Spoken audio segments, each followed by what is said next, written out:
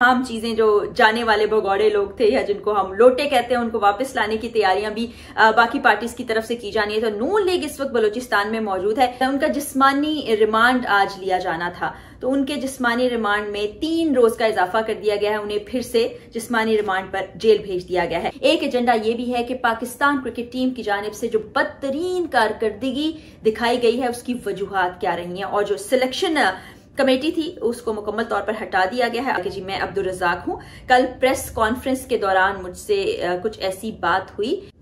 बिस्मिल्लाहिर्रहमानिर्रहीम, अस्सलाम वालेकुम। मैं हूं फराह इकरार और आप तमाम देखने वालों को अपने चैनल में खुशामदीद कहती हूं, उसी दुआ और उम्मीद के साथ कि आप सब जहां कहीं हों बिल्कुल खैर खैरियत से हों, अपने घर वालों के साथ, प्यारों के साथ खुशबाश अंदाज में अपनी जिंदगी को गुजार रहे हों।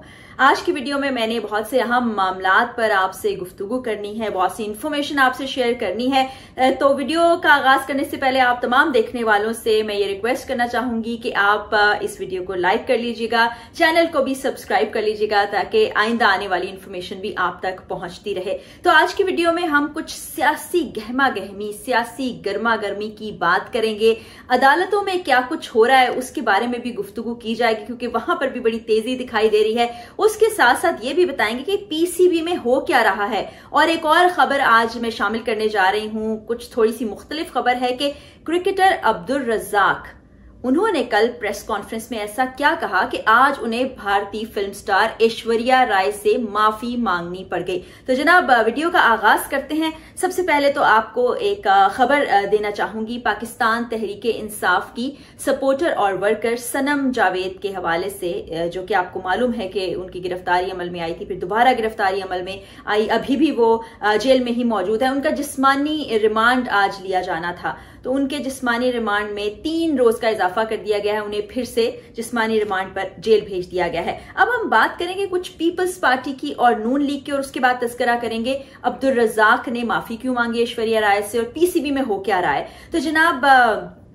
इस वक्त जब आप ये वीडियो देख रहे होंगे तो पाकिस्तान मुस्लिम लीग नवाज के आला ओहदेदारान मरियम नवाज, नवाज शरीफ, शहबाज शरीफ बलूचिस्तान में मौजूद होंगे। अहम मीटिंग्स का सिलसिला चल रहा है, उसको जारी रखे हुए होंगे, क्योंकि आपको पता है नवाज शरीफ साहब की वापसी के बाद अब जरा जोड़ तोड़ का सिलसिला बहुत जोरों शोर से जारी है और कोशिशें की जा रही हैं कि इलेक्टेबल्स को शामिल किया जाए। वो तमाम लोग जो नून लीग छोड़कर जा चुके थे उनको दोबारा वापस बुलाया जाए और किसी तरह से पार्टी को स्ट्रेंथन किया जाएगा, क्योंकि पार्टी जो है इस वक्त बड़ी वीकर पोजीशन में है। अगरचे इमरान खान साहब जेल में ही हैं, लेकिन वो स्ट्रांग पोजीशन में नजर आते हैं और अवाम की हिमायत भी उन्हीं की तरफ है। लेकिन अब इलेक्शन सर पर हैं, तो ये तमाम चीजें जो जाने वाले भगौड़े लोग थे या जिनको हम लोटे कहते हैं उनको वापस लाने की तैयारियां भी बाकी पार्टीज की तरफ से की जानी है। तो नून लीग इस वक्त बलूचिस्तान में मौजूद है। जाम कमाल साहब जो कि कैबिनेट का हिस्सा रहे हैं जिस जमाने में वजीर आजम हुआ करते थे नवाज शरीफ,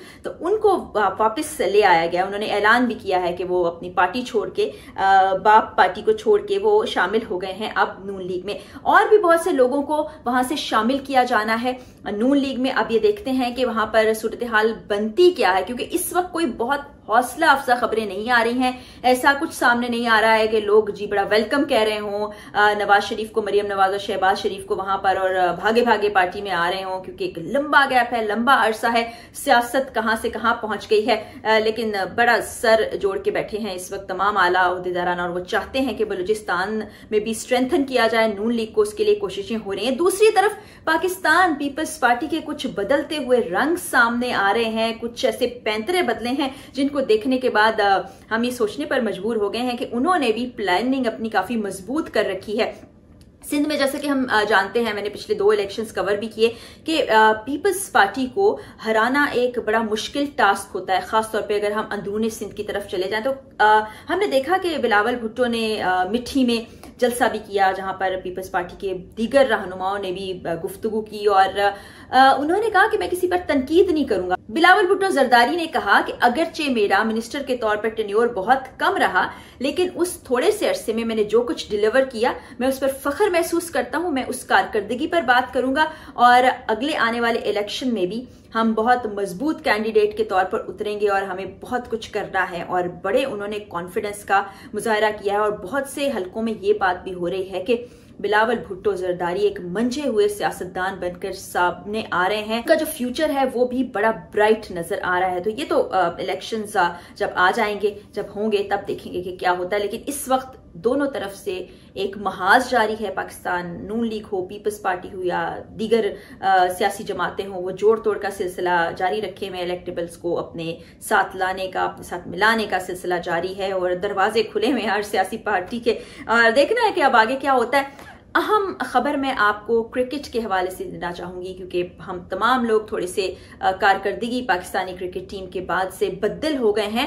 तो पाकिस्तान क्रिकेट बोर्ड में कल एक बड़ी अहम मीटिंग होने जा रही है। उस अहम मीटिंग में एक एजेंडा ये भी है कि पाकिस्तान क्रिकेट टीम की जानिब से जो बदतरीन कारकर्दगी दिखाई गई है उसकी वजूहात क्या रही हैं, और जो सिलेक्शन कमेटी थी उसको मुकम्मल तौर पर हटा दिया गया है। अब नई सिलेक्शन कमेटी आएगी। इंजमामुल हक का तो मैं आपको अपने पुराने व्लॉग्स में भी बता चुकी हूं कि खुद से इस्तीफा देकर वो चले गए थे, क्योंकि एक स्कैंडल आया था कंपनी का कि उस कंपनी के जरिए से पैसे कमाने का सिलसिला चीफ सिलेक्टर की तरफ से भी जारी है, खिलाड़ियों की तरफ से भी जारी है। यानी वो कहते हैं ना, दोनों हाथ घी में और सर कढ़ाई में, ऐसा कुछ सिलसिला चल रहा था। तो कल बड़ी अहम मीटिंग होने जा रही है। देखते हैं कि आगे क्या होता है। सिलेक्शन कमेटी में और किन लोगों को लाया जाता है, फिर कोचेज में भी बड़ी तब्दीली देखने में आएगी। तो ये बड़ी अहम चीज होने वाली है। अब जो मैंने आपको वीडियो के आगाज में बात बताई थी कि हमारे साबिक क्रिकेटर हैं अब्दुल रज़ाक, उन्होंने ऐश्वर्या राय जो कि भारतीय फिल्म स्टार है, तमाम लोग देखते होंगे, उनको जानते होंगे, उनसे माफी मांगी है। उन्होंने अपना एक वीडियो पैगाम जारी किया है जिसमें उन्होंने कहा है कि जी मैं अब्दुल रज़ाक हूं, कल प्रेस कॉन्फ्रेंस के दौरान मुझसे कुछ ऐसी बात हुई, मेरी जबान फिसल गई, हालांकि मेरी नीयत ऐसी नहीं थी और ऐश्वर्या राय का नाम मेरी जबान से निकल गया, मैं ऐसा चाहता नहीं था, उस पर मैं माजरत खा हूं, माफी चाहता हूं, मेरा इरादा ऐसा बिल्कुल नहीं था। ये उन्होंने कहा क्यों, ये मैं आपको बता देती हूं।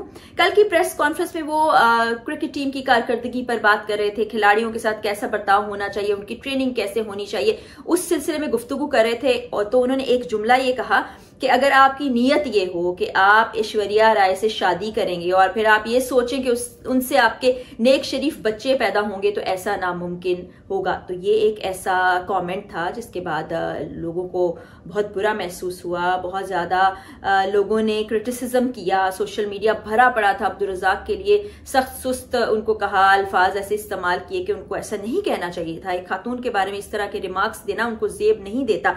और वो सारा जो सोशल मीडिया का प्रेशर था, उसके बाद आज अब्दुल रज़ाक ने अपना एक वीडियो पैगाम जारी करके माफी मांगी है। देखते हैं कि अब इस माफी पर क्या रद्द अमल सामने आता है, लेकिन ये अपडेट मैंने आप तक पहुंचाई है। इसी तरह मेरा ये इरादा है कि इस सिलसिले को आगे जारी रखा जाए, जो सियासत के मैदान में, खेल के मैदान में या हमारी शोबिस इंडस्ट्री से मुल्की मंजरनामा और गैर मुल्की मंजरनामा किस तरह बदल रहा है, क्या उतार चढ़ाव आ रहा है, उस सिलसिले की इन्फॉर्मेशन आपसे शेयर करती रहूं। तो आपने बताना है कि आपको ये इन्फॉर्मेशन का सिलसिला कैसा लगा। और फिर कहूंगी जाते जाते कि चैनल को लाइक सब्सक्राइब कीजिएगा, वीडियो को भी लाइक कीजिएगा। इसी के साथ मुझे इजाजत दीजिए। जाते जाते वही दुआ कि अल्लाह ताला हमारे प्यारे पाकिस्तान और हम सब पाकिस्तानियों का हामी नासिर हो। अल्लाह हाफिज।